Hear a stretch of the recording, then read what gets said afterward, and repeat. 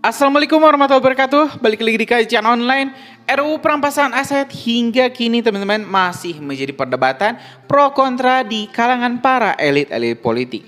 Banyak pihak yang sok-sokan teman-teman menjunjung tinggi ini memperjuangkan terkait RUU perampasan aset, tetapi ketika kekuasaan itu berada di tangannya, sepertinya ini RUU perampasan itu hanya seperti angin lalu yang tidak pernah ada.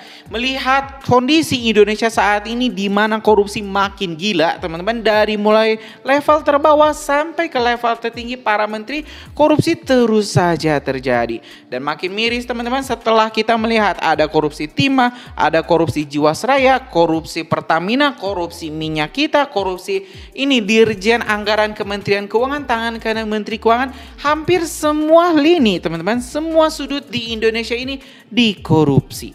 Dan tentu ini menjadi sebuah PR besar bagi Pak Prabowo, Presiden Republik Indonesia, di mana tantangannya untuk memberantas korupsi makin sulit ketika, mohon maaf, ini ring satu pemerintahannya sendiri juga mungkin tidak sepenuhnya bersih. Kita tahu teman-teman, terbaru juga ada ini korupsi Sekretaris Jenderal DPR RI Bapak Indra Iskandar yang cukup menggembarkan juga dikarenakan ini adalah tangan kanan Ibu Puan Maharani, yang mana Ibu Puan Maharani telah menjabat sebagai Ketua DPR RI sebanyak 2 periode, di periode sebelumnya dan juga periode saat ini. Tapi sampai saat ini kita belum mendengar ini KPK melakukan pemanggilan kepada Ibu Puan Maharani karena logikanya cukup susah kalau misalnya ini Ibu Puan Maharani tidak tahu adanya permainan tangan kanannya untuk mengotak-atik anggaran rumah dinas anggota DPR pada tahun 2020, di mana saat itu Ibu Puan Maharani masih menjabat sebagai Ketua DPR RI.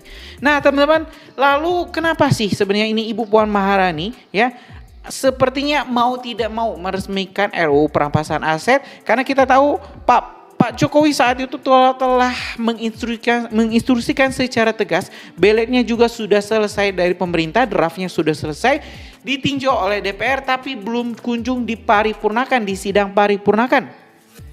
Alasannya saat itu Ibu Puan Maharani hanya menanggapi simpel dan juga tidak terlalu berpikir panjang terkait RUU perampasan aset. Alasannya hanya satu, belum cukup waktu.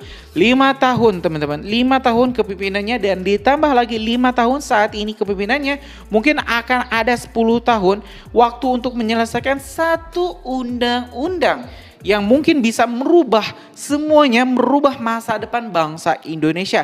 RUU perampasan aset bisa memungkinkan negara untuk mengeruk seluruh harta kekayaan koruptor, baik itu hasil korupsi ataupun bukan, dan dimiskinkan semiskin-miskinnya. Dan ini tentu akan sangat bermanfaat untuk aset recovery, untuk mengembalikan kekayaan, harta kekayaan bangsa Indonesia yang dicuri oleh para tikus-tikus di dewan, tikus-tikus di kementerian ataupun di lembaga pemerintahan yang lain. Nah teman-teman, kita telah mengumumkan berbagai informasi dari para pakar politik dan juga pengamat teman-teman terkait RUU perampasan aset ini. Salah satunya yang kita ambil di sini dari Metro TV di video yang berjudul Korupsi Makin Gila, Undang-Undang Perampasan Aset Kian Omon-Omon. Kita bakal simak teman-teman video selengkapnya. Masih narasi. Kalau aksi ya besok dinyatakan RUU perampasan aset dijadikan perpu. Peraturan pemerintah mengganti undang-undang. Karena kalau mengharapkan DPR kan nggak mungkin.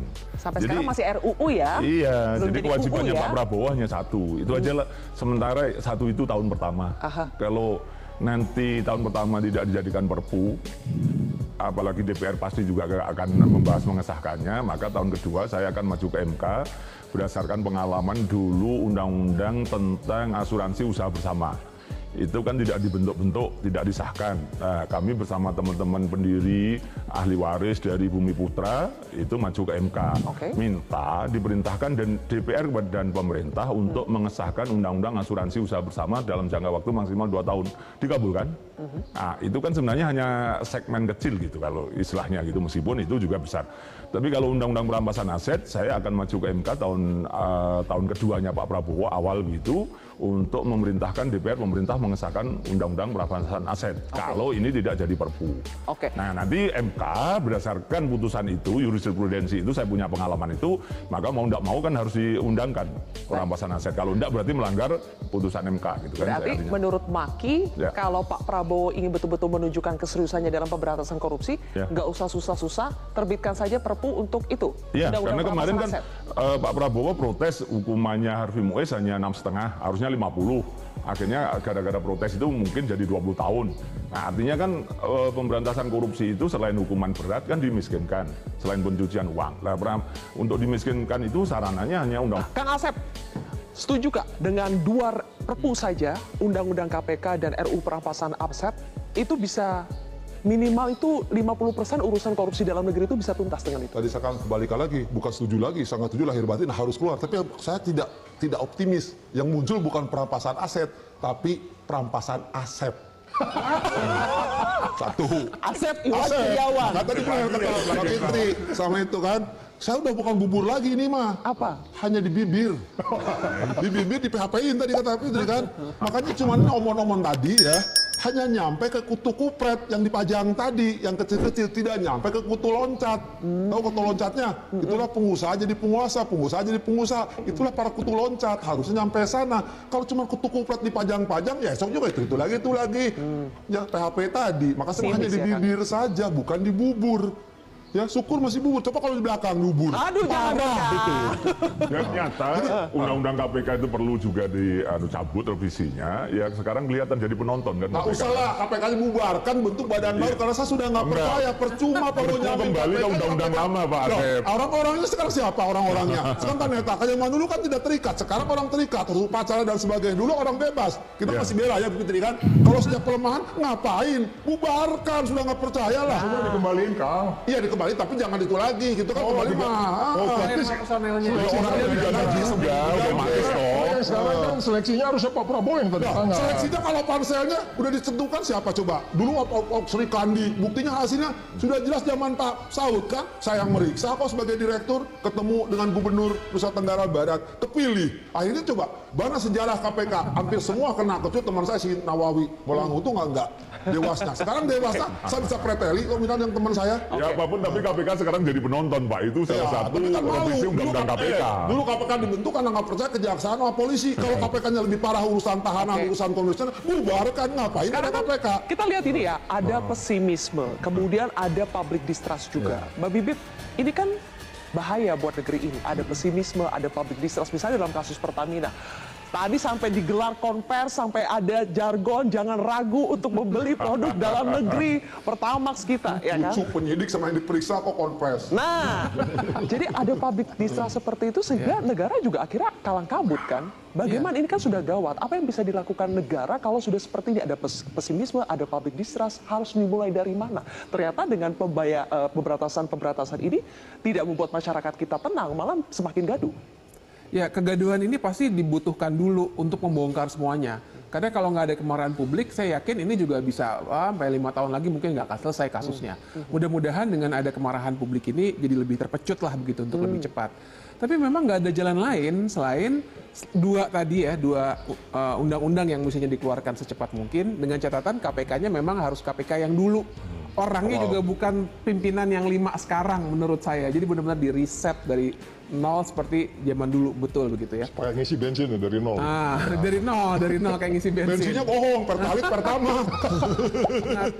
Tapi kemudian juga yang kita harus perhatikan itu, memang kita bongkar dulu semua ini karena begini. Jangan salah, bukan hanya publik loh yang marah. Investor juga kabur. Karena investor juga merasa bahwa ini negara mana nggak ada kepastian hukum. Orang mau bisnis tinggal nyogok-nyogok aja. Mereka akhirnya pertama yang bersih nggak akan mau masuk sini karena mereka juga terikat dengan undang-undang anti korupsi di negaranya masing-masing yang melarang untuk menyogok, seperti undang-undang anti korupsi di Inggris, di Amerika, kan mereka nggak bisa nyogok di negara lain. Tapi yang kedua juga mereka merasa benar-benar nggak ada kepastian. Kalau misalnya mereka udah sukses berbisnis di sini, ada saingan yang mungkin lebih dekat dengan kekuasaan, mereka akan terdepak dengan sangat mudah gitu. Nah, jadi solusi sih saya kira nggak ada jalan lain selain benahinya secara sistemik betul. Tidak bisa tuh kasus sekedar untuk showcase, sekedar untuk dikonferensi perskan, memicu kemarahan publik, tapi nggak ada perubahan yang sifatnya sistemik. Sampai kapan kontroversi mau terus-menerus bikin liga seperti itu? Kita juga sebenarnya kan nggak senang ya, karena liga itu kan mestinya penuh dengan keceriaan, kegembiraan. Penuh dengan prestasi. Prestasi, kalau ini kan memalukan sebenarnya. Ya teman-teman, barusan kita telah mendengarkan komentar atau pendapat dari para tokoh, para pakar politik, pengamat teman-teman terkait RUU perampasan aset yang rupanya memang mandat di Indonesia tidak kunjung selesai atau mungkin dibuat tidak akan pernah selesai. Kalau misalnya tadi kita mendengar teman-teman, dengan RUU perampasan aset ini tentu akan membuat para koruptor berpikir ribuan kali untuk melakukan tindak pidana korupsi, dan kalau misalnya nekat melakukan korupsi maka pemerintah negara akan dengan mudah untuk mensita seluruh aset-asetnya tanpa harus mengikuti prosedur seperti saat ini, yaitu lewat pengadilan. Di sini teman-teman, negara hanya perlu mencatat ini penghasilan dia berapa, apakah ini normal atau tidak. Nah, kalau misalnya memang tidak normal, aset-aset itu bisa dengan mudah diakuisisi, diambil alih oleh pemerintah, dan inilah yang kita harapkan. Mudah-mudahan Pak Prabowo juga menepati janjinya untuk bisa memberantas korupsi, tidak hanya omon-omon ya. Dan kita pun doakan Pak Prabowo bisa dikuatkan untuk memberantas korupsi, karena mafianya itu luar biasa teman-teman. Bukan hanya 1, 2, 3, tapi mungkin oknumnya itu sudah hampir 99% lah ya. Cuma 1% mungkin yang jujur dan saya rasa mungkin jumlahnya bakal terus turun. Mungkin itu informasi kita hari ini. Terima kasih. Assalamualaikum warahmatullahi wabarakatuh.